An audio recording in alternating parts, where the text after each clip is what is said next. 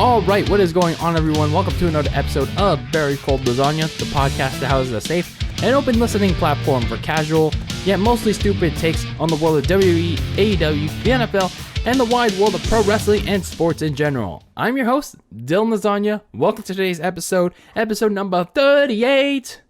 And man, is this a big episode because we are going to Sin City. Not really, but that's where WWE is going.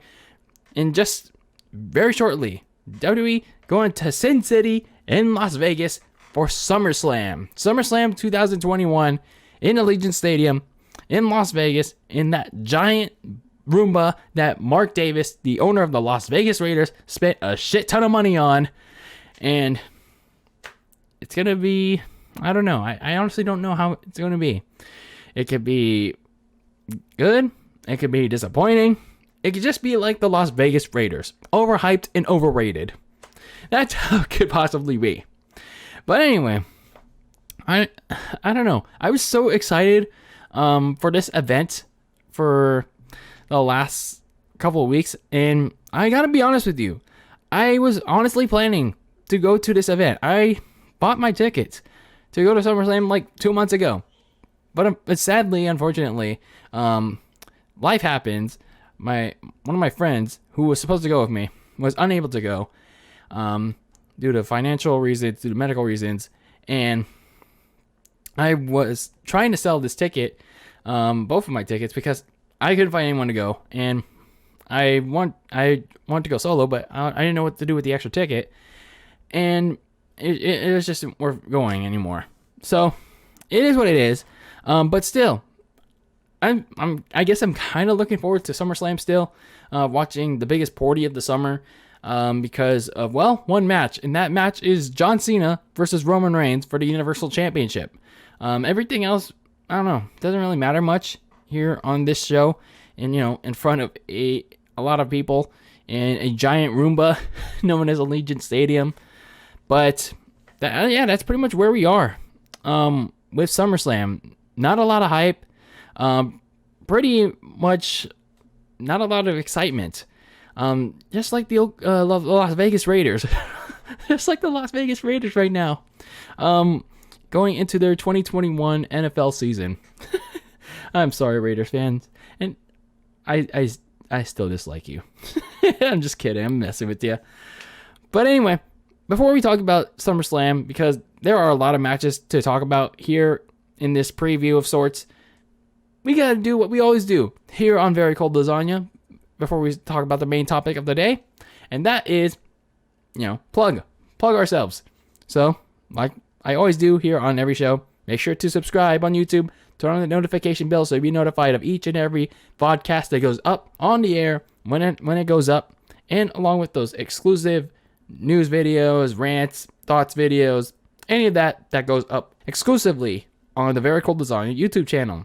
If you want to listen to me on the road with your headphones on, or in the car, on the toilet, whatnot, make sure to listen to me on Apple Podcasts, Spotify, and Anchor FM. I'm thinking of expanding to other podcast platforms soon, to get the reach of VCL going.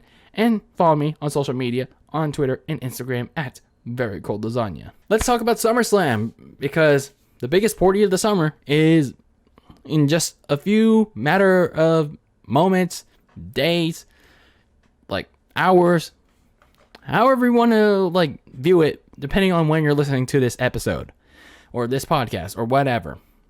SummerSlam is just very soon. It is very soon. It is coming up fast. And like I said at the very top of this show, I'm honestly not as excited as I previously was. Like I said before, I was just dead ass hyped to go to this show, even though my love for pro wrestling is just fading each and every day because of all the stupidity that happens. But I wanted to at least feel something, like something major from a big four pay-per-view like SummerSlam. But obviously I guess it's not gonna happen. But anyway, let's talk about some small tidbits or factoids about this SummerSlam. It's going to be in the Allegiant Stadium in Las Vegas, Nevada, in Sin City, one of the biggest tourist spots in the United States. It's going to be the first SummerSlam to be held in a National Football League stadium. So, unlike before, back in 1992, when it was in Wembley Stadium, in a soccer stadium, that was the SummerSlam. That was the first SummerSlam in 1992 to be in a stadium overall. This is the first SummerSlam to be held in an NFL stadium. I mean, same, like kind of the same thing. It's in a stadium, but it's a stadium in the United States, per se. So anyway, this is going to be the first SummerSlam in Las Vegas. Obviously, WWE has had various events in the area. This is going to be the first big four WWE pay-per-view since WrestleMania 37 to be held on a Saturday. And this is a one-night pay-per-view. The first SummerSlam since 1992 to be held on a Saturday. Because keep in mind, like I said last week in the retro review of SummerSlam 1992, that pay-per-view in 1992 was on a Saturday because they were in the United Kingdom and they had to air that pay-per-view in the United States 2 days later because of the time difference. What the reason why they're doing it here, I'm not sure. Maybe Mark Davis wanted it, to have it on the same night as a certain event we're going to talk about in just a bit, but I don't know. So, for those of you that are going to this event, unlike my sad self, who really wanted to go. But anyway, for those of you that are going, obviously, the COVID-19 pandemic is still abound. The Delta variant, there are variants to COVID-19 now, is suddenly emerging, and Allegiant Stadium and Ticketmaster recently released, this past week, actually 2 weeks ago, a statement that whether or not you're vaccinated, all the attendees, all the fans that are going to this event are required to wear masks during this event. So when you're watching at home, you're going to see a lot of people in the crowd wearing masks. Now, how they enforce that is going to be determined. It's going to be I don't know. I'd say it's going to be really tough to really enforce that rule. Now, clearly, it's so close to the event, but it's also kind of unrelated. But the Raiders in Allegiant Stadium also recently announced this past week that it's going to require proof of vaccination to attend Raider games starting next month. But I don't think this is going to affect SummerSlam in just a short amount of time. So that's a little side note, I guess. But anyway, there's another event that's happening. There's another event that's happening on Saturday, the same night as SummerSlam, and that is the Manny Pacquiao fight. Manny Pacquiao, well-known boxer. Even I don't know if you even watch another sport or any sports at all, but well-known boxer, multi-time world champion.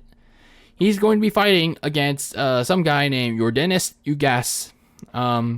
He's going to be fighting for the welterweight title for the World Boxing Association.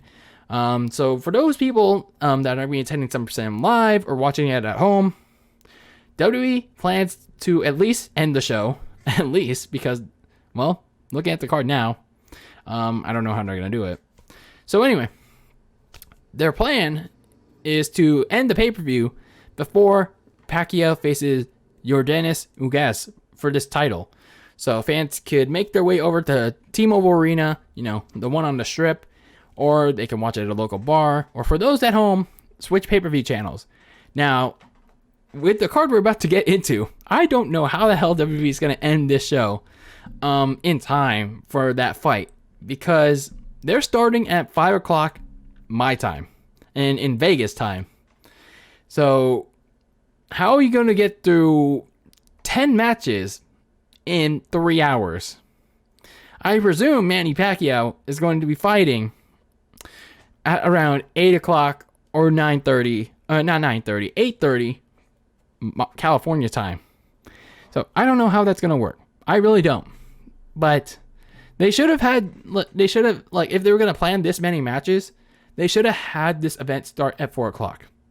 They should have started at 4 o'clock. Why didn't they not think about that? where they afraid of the East Coast people complaining about, oh, there's too much sunlight, there's too much daylight still outside. Like, motherfucker. It's like, there's always something to complain about. There's always something to complain about. And the little thing you complain about is that there's still too much sunlight shining on the stadium. Really? Really? But anyway. So those are your little tidbits about SummerSlam this year. Again, there are 10 matches on this card. Obviously, the one at the end, the marquee match that we're going to be talking about is, well, that's the one we're going to save towards the end. But the ones that we are going to talk about, there's obviously, we got to get through them all. We got to get through them all because, well, this SummerSlam kind of feels like filler. This honestly feels like, an Extreme Rules, I don't know, what else? TLC, Night of Champions, pretty much any of the B-level pay-per-views or C-level pay-per-views, because in all honesty, they haven't really done a good job with making this like a second WrestleMania, or for people, for some people, the WrestleMania, like the WrestleMania that's clearly other people's WrestleMania. But anyway, so there's the first match we're going to talk about is Eva Marie going up against Alexa Bliss. Eva Marie, she calls herself all pink everything. Now, previously she called herself all red everything when she had red hair, but she's known for, being everyone's favorite pro wrestling women's wrestler to hate, especially in the hardcore wrestling community. So Eva Marie made her return to WWE back in June after, I think it was 4 years. I don't know how many years, but regardless, she made her return back in June, and along came with her was this woman from NXT UK, NXT's, subdivision in the United Kingdom. This woman named Piper Niven, who is now going by the name Dowdrop as her tag team partner. So the duo appeared on Alexa Bliss's Playground several weeks ago, several times, and Alexa Bliss still in this Bray Wyatt fiendish gimmick, except it's pretty creepy, pretty kitty too. She creeps them out with her supernatural powers and her doll, Lily, and that starts the feud between the three.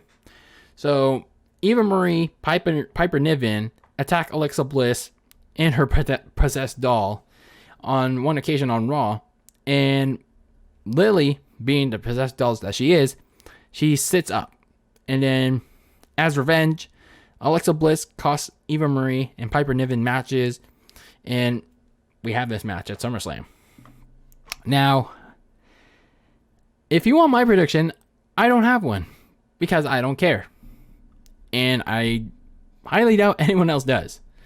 I will guarantee you, though, that this will be one of the piss breaks of the night. People will, get out of their seat. This will probably be one of the matches in the middle of the show where, you can get up, check out all the Raiders, the Raiders memorabilia around the stadium. You could take a selfie with the Al Davis Memorial Torch or something, or take a piss in one of the Raiders locker rooms. Or, I don't know. But this will be one of the piss breaks of the night. And, yeah. It's just a testament of what WWE is crapping on with Alexa Bliss. Because I don't know why they're continually having Alexa stick with this Bray Wyatt role. Except it's the female version. Because it's not working. Like, I thought there was going to be a plan, like Alexa Bliss, gets the power of, she's the higher power now over the Fiend, and then had Bray Wyatt not gotten released, Bray Wyatt, the Fiend, comes back, takes the powers back, and Alexa Bliss goes back to being the goddess. But no, she's still the Fiendess. She's still this creepy, kind of like a kindergartner of sorts. It's really weird. Then you got Eva Marie. Now, sure, she's been training and whatnot, but we haven't seen her wrestle a lot. Now, I'm not an in-ring match mark or anything, but what exactly are we going to see? What kind of match are we going to see? Are we going to see a match? Are we going to see a segment? Are we going to see anything in this, however long this is going to be? But either way, I honestly don't care who wins or what happens, because there's nothing remotely interesting for me or for you between Alexa Bliss and Eva Marie. So we move on to the next match. The United States Championship match between Sheamus versus Damian Priest. The United States Champion, Sheamus, he's been called out by Damian Priest for cheating and bullying in his title matches against jobbers like Humberto Carrillo and Ricochet, whatever. And Damian Priest challenged him to a title match on Raw 2 weeks ago, and Sheamus accepted, and we have this match. Now, I don't know what the heck they're doing with Damian Priest. I think the dude has the look. He has, has the appeal. He's fine. He's okay on the mic. He can use some work. But I think WWE is doing a disservice with him by having him endlessly feud with the Jizz, the Miz, and John Morrison, and getting all moist with them. No, seriously. The dude got moist with Miz and Morrison this past Monday on Raw. I kid you not. There was moist TV on Raw. That's how bad WWE has gotten. But anyway, so I mean, just like with Damian Priest, Sheamus is not bad either. It's just that, just like with other U.S. champions besides Bobby Lashley, then he's not doing anything with it. I just can't care enough to know who wins and why. But I mean, I guess if Damian Priest wins, cool. But if Sheamus wins, then okay. But yeah, that's pretty much all I can say about that match. So we move on to the Smackdown Tag Team Championship match between the Usos going up against Rey Mysterio and Dominic Mysterio. This is a rematch from Money in the Bank. And obviously, like I said before, rematch for Money in the Bank. The Mysterios were feuding with Universal Champion Roman Reigns way back in June. Were severely beaten by the Tribal Chief every time they got in encounters with him. And when they exacted their revenge on Roman Reigns with the help of Edge, they also went after a reunited Jimmy and Jey Uso. Obviously, like I just mentioned, 2 times now, they had a match at Money in the Bank. Jimmy and Jey won the tag team titles from the Mysterios, and then we had a bunch of singles matches between the 4 teams, on every SmackDown, leading up to this pay-per-view. And I'm just like, why? Why do we need to do this? I understand the tag team division sucks right now on both Raw and SmackDown, but goddamn, you did so much to devalue this matchup in a hurry. And there's no story involved. Not one bit of story. What you could have done was, the Usos, they convinced Jimmy to, be on the bloodline. Now, Jimmy is causing trouble for the Mysterios. He's causing some doubt on Dominic, or causing dissension between the two. But nothing.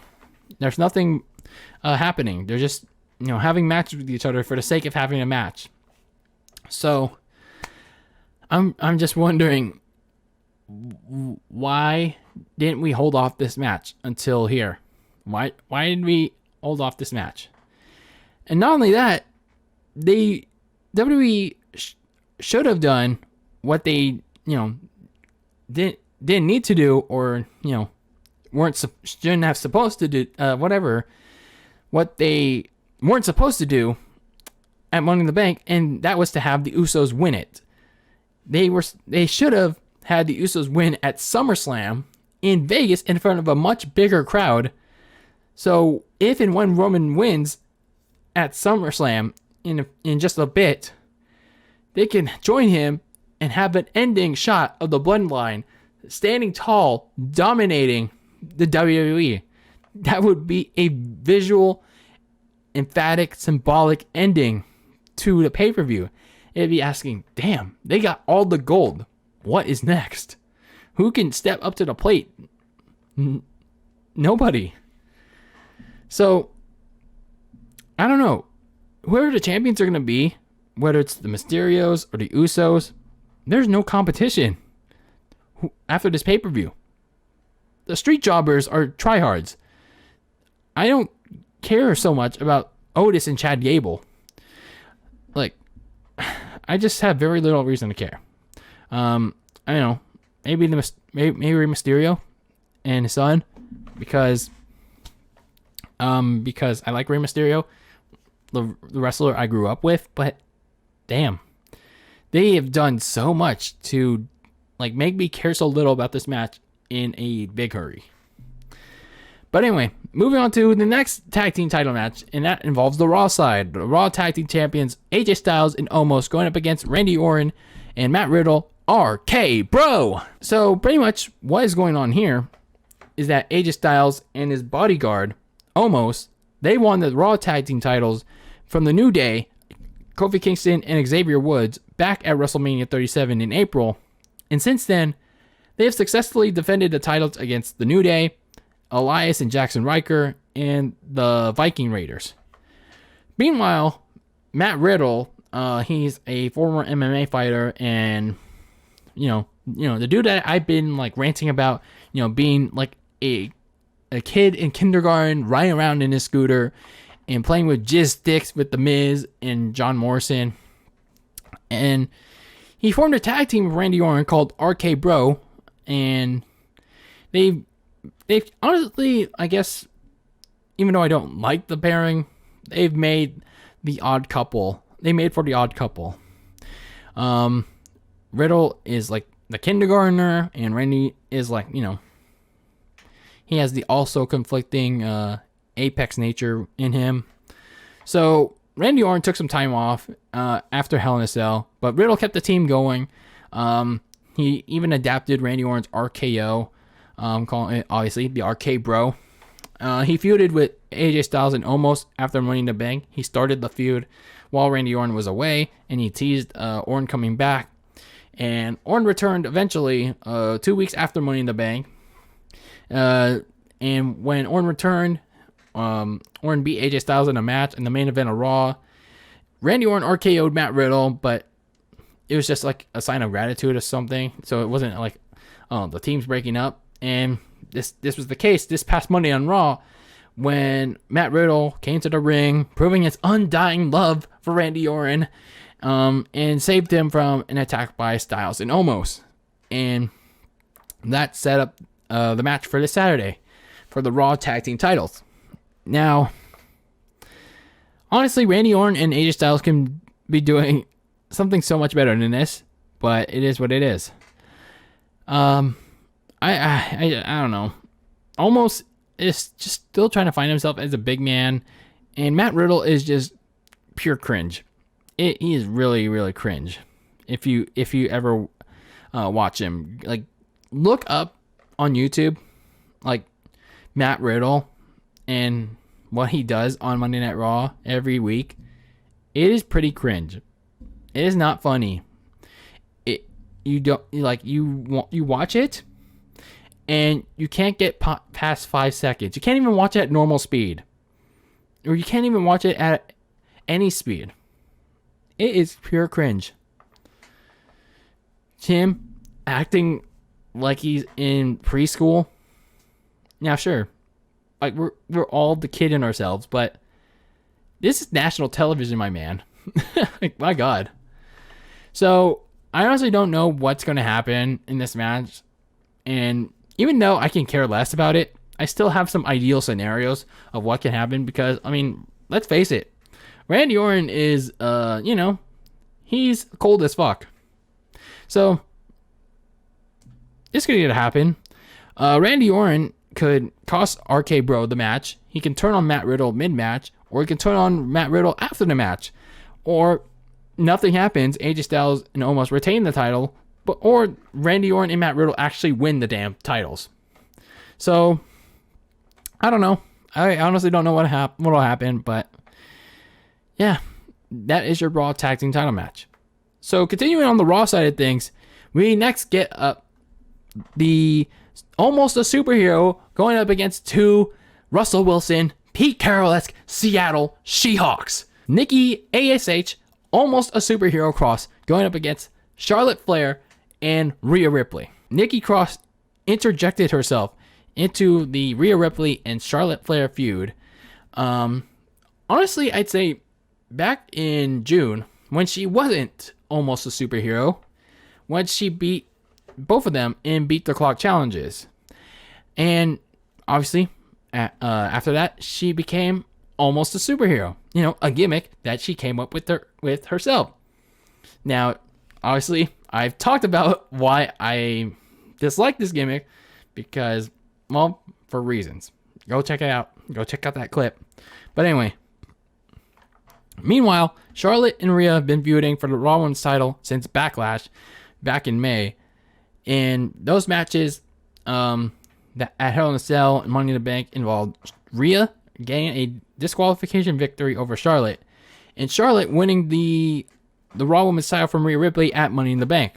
So the following night, after Money in the Bank, all three crossed paths when, after Charlotte Flair got herself disqualified in the title rematch, Rhea Ripley attacked her and hit her with the Riptide on the ground. She threw her back in the ring. Nikki Cross came out with the Money in the Bank contract she just won the previous night in one of the most stupidest ways possible. But anyway, she won the title from Charlotte Flair, and that's pretty much how it was. So the next week, both Rhea Ripley, Charlotte Flair wanted to challenge Nikki for the title, and Adam Pearce and Sonya Deville, the WWE officials, made a triple threat match for the title. And yeah, this is your Raw Women's title match. A match where you can literally gamble that this won't pay off.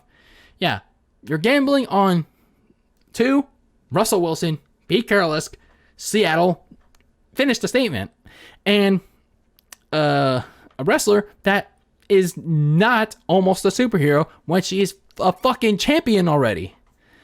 But anyway, I don't need to repeat myself with this. How can you almost be a superhero when you've already won the title a month into this new gimmick, and you've beaten Charlotte twice? Like, Charlotte is like, I don't know, the babyface Roman Reigns before he turned heel of the WWE. What more does Nikki ASH have to do in order for the almost to be gone from her superhero gimmick? Does she have to beat these two? Does Becky Lynch have to return from her stale and repetitiveness so Nikki ASH can beat her? This gimmick is not working. This gimmick is making people turn their heads. This gimmick sucks. And this gimmick is not helping anyone. But I guess Nikki Cross? I don't know. It's just that it makes no sense. And people are turning on the gimmick. I wouldn't say Nikki Cross herself, but people are turning on her because it makes no sense. People are booing her because it just feels out of place. Now, as for Rhea Ripley, I mean, there's not much to like about her now. She's actually, honestly, channel-changing material. That's both in the ring, promo-wise, and appearance. I'm sorry to say it, but it's true. Now, as for Charlotte, yeah, she's probably gonna win. There's my first actual prediction of this episode. Charlotte's probably gonna win this match. Yeah, WWE is stuck in a corner here, but they have in case of emergency, break Charlotte glass. Yeah, WWE is going to the the Matthew Stafford of the WWE, and giving Charlotte Flair another title to her androic robotic resume. So there's my first prediction of this episode. Charlotte is going to win back the Raw Women's Championship. So now we move on to the SmackDown Women's Championship match between Bianca Belair and Sasha Banks. Great. Another title match that I give no shits about. So Bianca Belair beat Sasha Banks to win the SmackDown Women's title back at WrestleMania 37. Keep in mind, this was Belair's guaranteed title match back when she won the Women's Royal Rumble back in January. So Sasha took 3 months off after this because she was a big baby loser, unwilling to accept the fact that she lost fair and square to Bianca Belair, like Sasha always is. So anyway, Bianca, on the other hand, actually tried to prove her worth as the champion by engaging with feuds with Bayley and Carmella en route to Money in the Bank. Now, how that worked out is honestly a mixed bag. But anyway, Sasha would return 3 weeks ago. She initially saved Bianca from a beatdown by Zelina Vega and Carmella, and then she later teamed up with her in the main event against Vega and Carmella. And then afterwards, Sasha Banks turned on Bel-Air, and she became a heel, a villain again. So the following week, Sasha challenged Bianca to a title rematch at SummerSlam. She stated the reason why she, turned on her supposed friend, supposed ally, Bianca Belair, because she wanted the title that was graciously hers. She wanted the spotlight because I'm the boss. Oh, yes, I'm the fabulous boss, Sasha Banks. So, yeah, Bianca accepts the challenge, and we have the WrestleMania rematch at SummerSlam. So, I honestly wonder how many people are going to leave to the bathroom or go to get merchandise, or maybe leave if the Pacquiao fight is about to start at this point in the show during this match. How many people are going to leave? Because that happened at WrestleMania 37, because at night 1, people left during that show, during that match. I wonder how many people are going to do it again. Now, I'm not trying to say I support that. Maybe I do. I don't know. But it'll be interesting if they do. But I got to be honest with you. Sasha versus Bianca does not ooze excitement at all. Now, for some people, it does. And you're entitled to your opinion. But I'm also entitled to mine. And I still say that Sasha Banks versus Bianca Belair was boring the first time, and it'll likely be boring the second time. Especially if you've seen Sasha Banks' return promo, where she explained why she turned on Bianca Belair. It was the typical one-dimensional Sasha Banks promo, whether she's a face or a heel. She talks about how she wants the spotlight all to herself, like I said before, just moments ago, where I'm the boss. I like the spotlight on me. I'm Charlotte, except I have blue hair. It's been 6 years since she's been on a prime time WWE roster, and yet neither her nor the writing team are trying to go deep into who the hell the boss is, what the boss is, or what, where, why, what it, like anything with the boss nickname, the gimmick is what was the boss? The boss of bathroom breaks, the boss of the ratings going down, the boss of dead ass crowds, or the boss of making people leave? What is it? I'm sorry to say it, but what is the appeal of Sasha Banks? Like, I'm sorry. What is it? And besides, all that's been done these last few weeks, heading into the SummerSlam rematch and back at WrestleMania, this whole build, all they've been doing is trying to claim who is the best, who's the boss, who is the EST. We're supposed to be excited because they're trying to prove who's the best est. We're supposed to be excited because they had a good technical wrestling match at WrestleMania and they can do it again at SummerSlam. Really. Who cares? Who honestly cares about this match besides the hardcore wrestling fan base? Does a casual fan care? Does a casual fan care about, the great, in-ring performance? No, they care about the personality and the characters. Sasha Banks, and I'm sorry to say it, Bianca Bel-Air do not possess that. I am sorry to say it. It's just my brutally honest opinion. I'm sorry. But anyway, so that is your preview of the Smackdown Women's title match.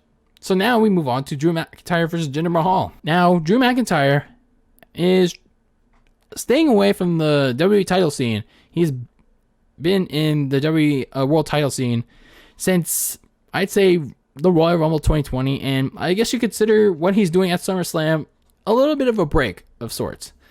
So he lost a Hell in a Cell match to Bobby Lashley, the WWE champion, and 2 Money in the Bank qualifiers. So he was unable to do that, and Jinder Mahal questioned him on the amount of title shots he had been getting within the last year.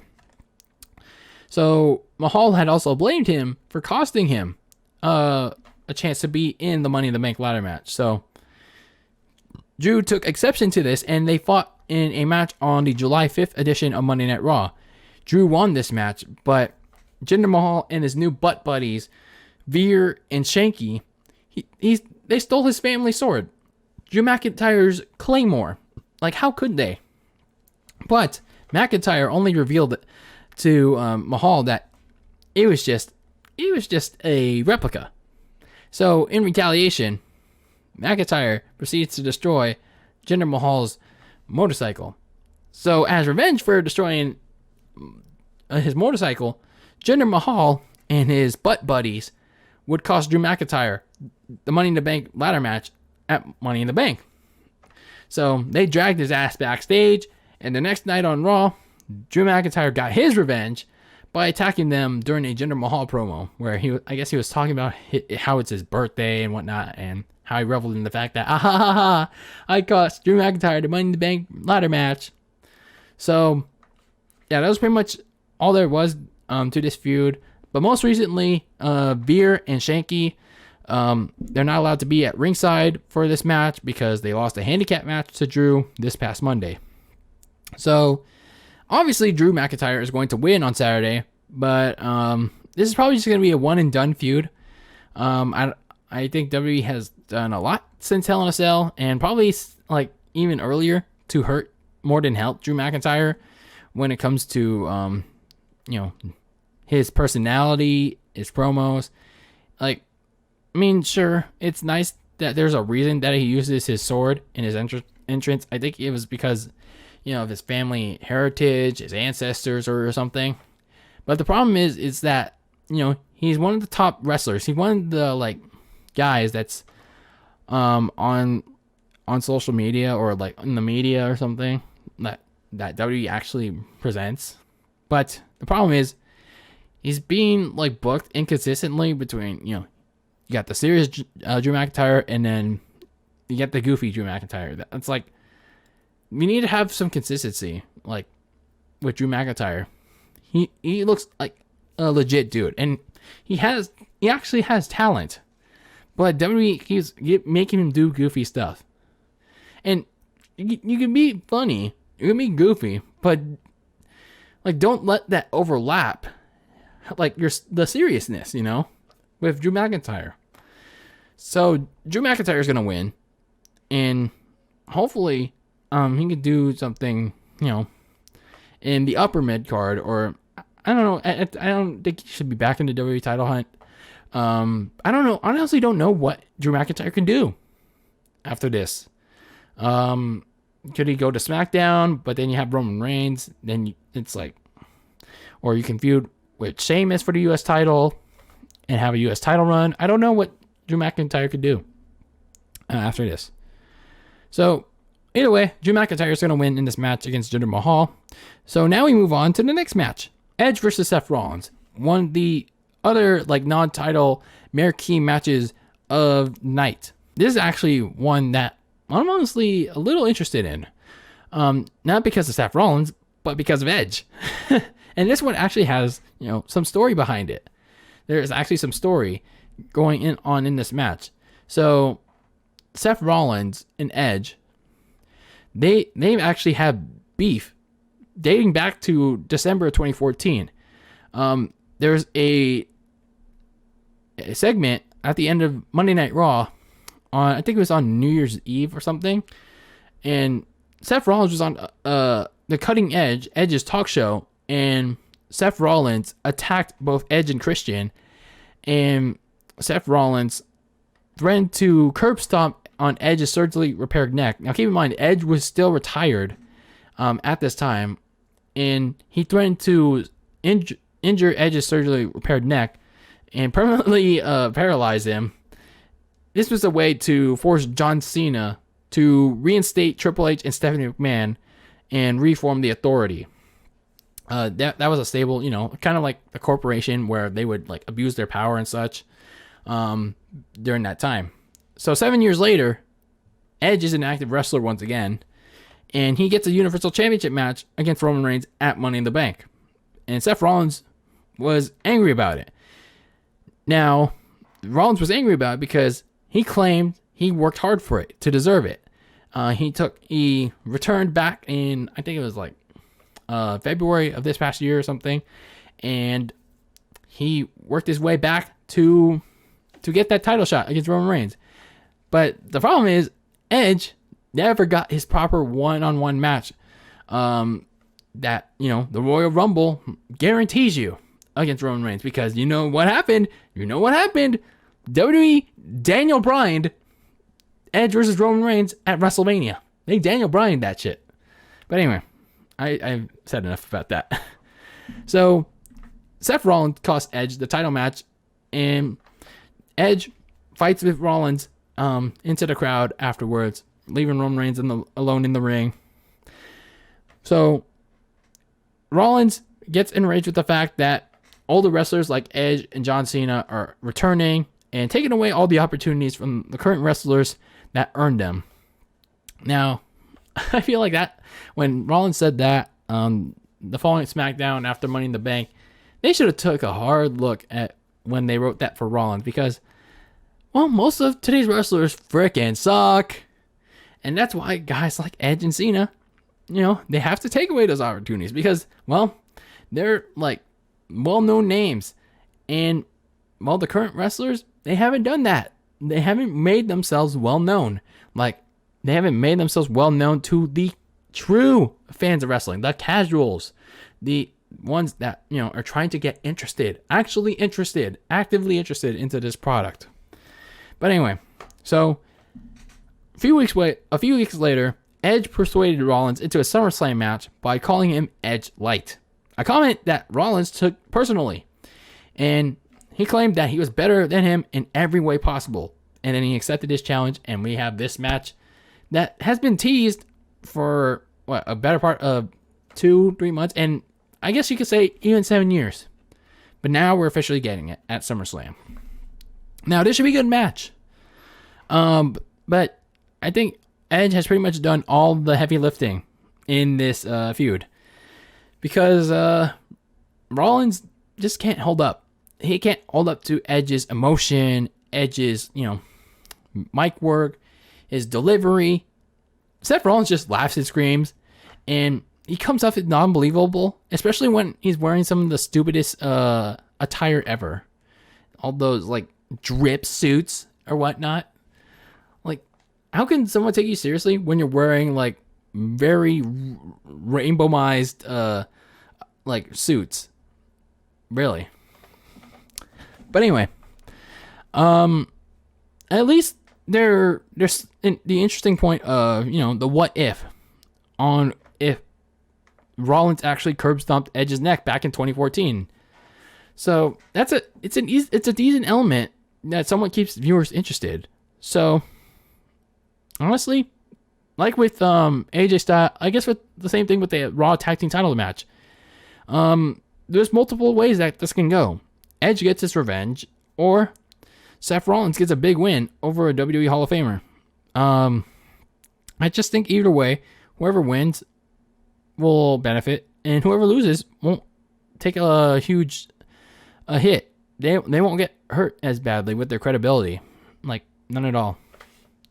So now we get into the two big matches, like the two really big matches of the night. And these are the world title matches. We get the WWE Champion, Bobby Lashley, going up against Bill Goldberg. Dun, dun, dun.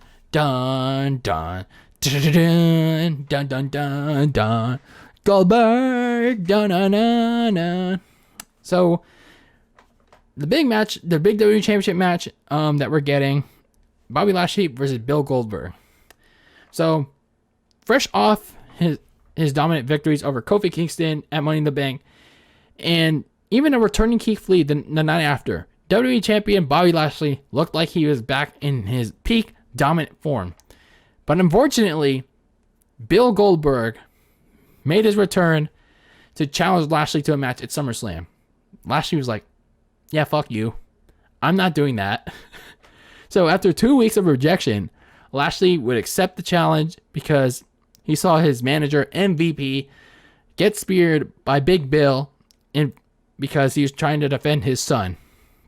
So, yeah, this is the WWE Championship match that's happening. Now, I don't mind Goldberg as much as I did back in, I'd say 2017, 18, 19, when he was like winning pretty much all the world title matches when he didn't need to. But he's still very popular with casual fans, and he's popular in the wrong way with the hardcore wrestling fans. They're always complaining about Goldberg being on our TV screens, affecting us, and all that. But I gotta say, he actually cut a very good promo this past Monday. I know I'm gonna get a lot of flack for that, about how his son was the main reason that he got back into wrestling, and this part was actually very applicable to real life. Rather than see like clips of his career online, or like, trying to apply it to real life, rather than see something online, Goldberg would take his son to work in the flesh, So Goldberg wants his son to see him in action in person, to see how it's done. That's actually a pretty good promo right there. So that's why he wants to win the WWE title, so his son can be as successful as him. That's honestly not bad. So despite that though, that being said, like with all of Goldberg's promos and title matches, I don't want him winning because it doesn't do anything in the long run. Now, it will get all the certain people like, oh yes, Goldberg won and all that. But how does Lashley losing to Goldberg benefit him? How does Lashley, in this dominant form of him, lose to Goldberg? It doesn't. He won't look so almighty by taking spears and jackhammers en route to losing his almighty WWE title. WWE has to assure Lashley wins on Saturday. He beats Goldberg, add a big win to his resume, and keep the title. Bobby Lashley is doing his best work as WWE Champion. Even though, MVP is doing all the talking, but when the talking is over, Bobby Lashley is a force to be reckoned with in the ring. And obviously outside of it. The era of the Almighty has to continue after this Saturday, because otherwise it'll just be all for nothing. All the hard work, like the 16 years, is it 16 years or however long for Bobby Lashley to get a WWE title, to be at the top of the mountain, it'll just be all for naught. It'll be for nothing. So Lashley has to win this Saturday. So with all those matches finally out of the way, we talked about 9 matches. A lot of it I didn't give a shit about. We finally get to preview the match that everyone is looking forward to, the one that's on the poster that is being hyped all around, the Universal Championship match between the Tribal Chief, the head of the table, the one that needs our acknowledgement, Roman Reigns, going up against the C Nation leader, the master of the 5-knuckle shuffle, John Cena, for one title, all for the glory, the Blue Universal Championship. There is a lot to talk about in this match because it's the one I'm most excited for. For almost 1 year, your Tribal Chief, your head of the table, Universal Champion Roman Reigns, he has run roughshod over Smackdown and all of WWE with successful title victories over the likes of Braun Strowman, Jey Uso, Kevin Owens, and Daniel Bryan, Cesaro, Rey Mysterio, and most recently at Money in the Bank, Edge, a Hall of Famer. Like, my God. And after that victory over Edge, he finally had the opportunity for everyone in the crowd and everyone at home to acknowledge him as the face of the WWE, the Tribal Chief, the head of the table. But before they could, apple juice, John Cena, out of nowhere, made his return in Texas and made his intentions felt that he wanted Roman Reigns and the Universal Championship. So while Cena challenged him officially to a SummerSlam match the next night on Raw, Reigns is like, nah, you're not getting your match. And he instead accepted a challenge from Finn Balor on the following SmackDown.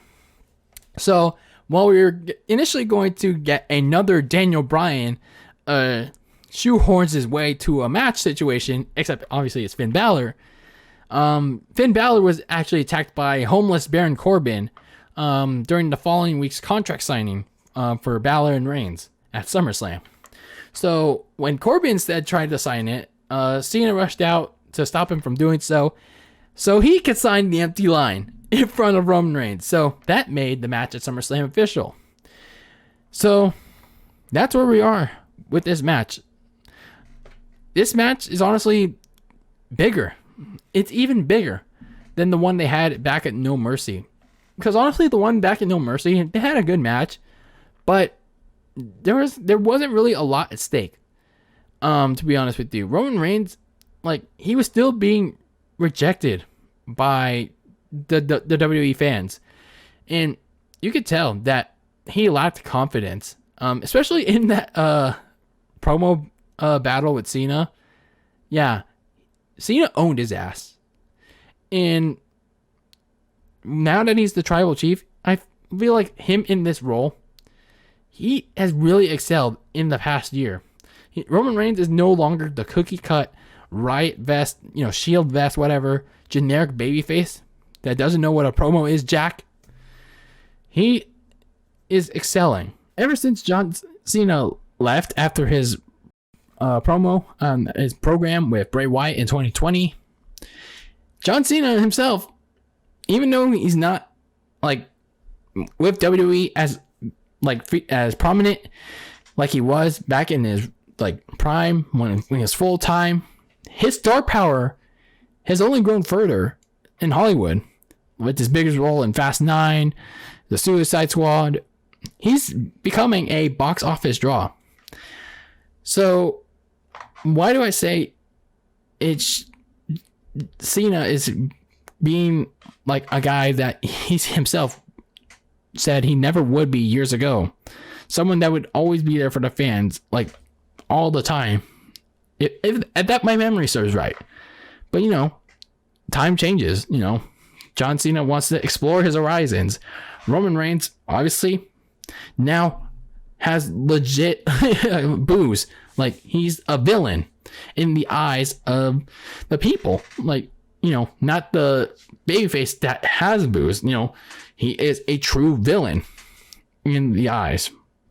of the people. And that's why this match feels so much bigger, because of how both men have changed and the stakes involved. Roman Reigns is I guess you could say the final boss of SmackDown, while John Cena is the final boss. Like if you want to be the true face of WWE, you got to get past me. So Roman Reigns, going back to him, he's still bringing down whoever is in his path and doing whatever it takes to do so in order to provide for his family. Meanwhile, John Cena, he's still the measuring stick. He's still the gold standard, despite, not being with on WWE as he used to be. Because obviously his vast success. He's a 16-time world champion, and he's had recent success, big success in Hollywood. And we obviously can't forget the Universal Championship that's at stake. Roman Reigns is trying to, reach that 1-year mark as champion.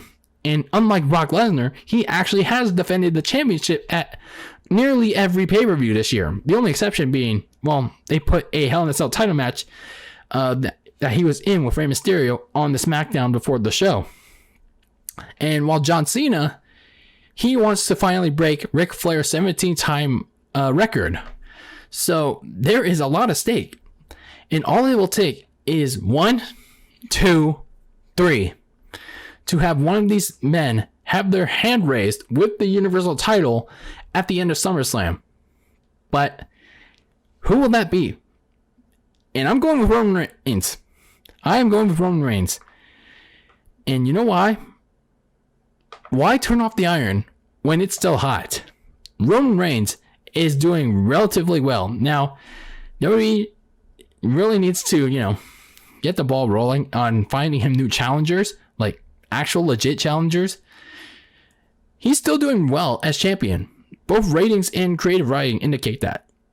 Sure, John Cena will finally break Ric Flair's record if he wins, but how long will he hold the title for? He doesn't have the same availability as he used to back in the day. He doesn't have that full-time schedule. What's his next project? What is his next movie? What is the next movie, TV show that he's going to promote or be on? I think down the line, John Cena has time to break Ric Flair's record. This match was made for Roman Reigns to establish himself and his gimmick, his tribal chief heel turn, as the true mainstay in WWE. This match is built for Reigns because he needs to establish himself as a landmark, as the face of WWE. They tried to do that in 2017, but obviously didn't work. Whether they try it again here, we'll see. He needs to win this Saturday and establish himself, at least try to, as the face of WWE. But we'll see. We will see what happens. But anyway, that is my preview of SummerSlam 2021. A pretty overhyped and honestly could be overrated show. But it hasn't happened yet.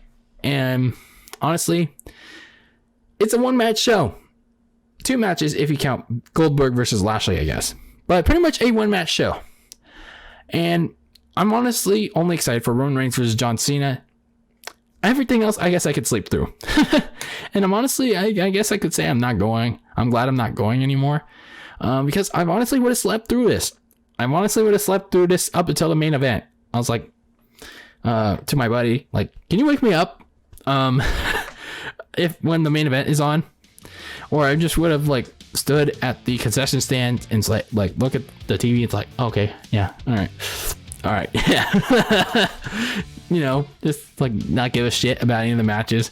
But anyway, yeah. Overall, what do you guys think? Whether you're listening and want to talk about it on social media, or whether you're watching on YouTube and want to leave a comment, let me know how you feel about SummerSlam coming up very shortly. Obviously, there's still a SmackDown that has to be done. Honestly, I don't know what's gonna happen, but we'll see what happens. But anyway, that is it for my SummerSlam preview edition of Very Cold Lasagna. I am your host, DylanLasagna. Thank you for tuning in. Thank you for listening. Thank you for watching. And make sure to subscribe, turn on the notifications on YouTube. Make sure to listen to the show on Apple Podcasts, Spotify, and Anchor FM. Follow me on Twitter and Instagram at Very Cold Lasagna. And as always, keep that lasagna very cold and in the fridge with your takes on the world of pro wrestling and sports. Freezing cold and very opinionated, because, you know, who doesn't like those opinionated takes? Because we are all entitled to them, whether we like them or not, whether how smart or stupid they are. We are entitled to our own opinions. But anyway, that's it for me. Enjoy SummerSlam or not, whether you're watching it or not.